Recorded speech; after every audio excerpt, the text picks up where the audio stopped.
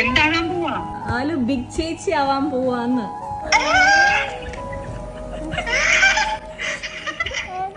അത് കാണിക്ക്.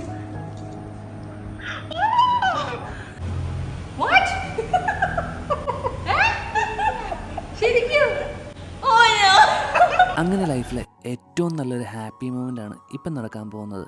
ഞങ്ങൾക്ക് വീണ്ടും ഒരു കുഞ്ഞാവ് ഉണ്ടാകാൻ പോകുന്നു. അത് ആലു വഴി എല്ലാവരോടും പറയാൻ പോവാ.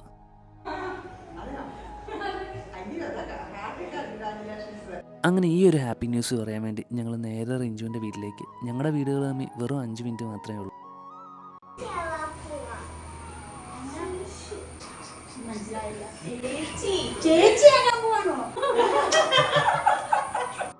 അങ്ങനെ നമ്മുടെ ആലിക്കുട്ടി സേസി ആകുമ്പോഴാണ് ചേച്ചി.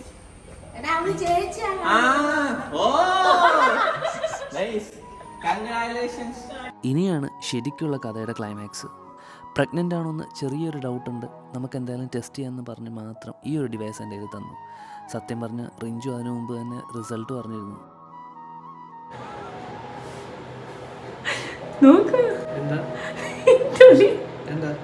പോസിറ്റീവോ?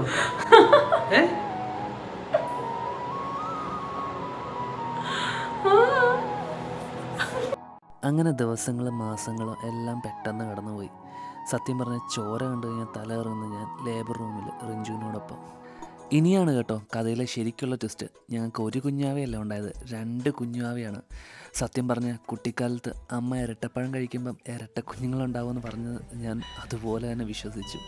എൻ്റെ പുണ്യാളനും എൻ്റെ കൃപാസനം മാതാവിനും 1000 നന്ദി ഞങ്ങൾക്ക് തന്ന ഏഞ്ചലിന്.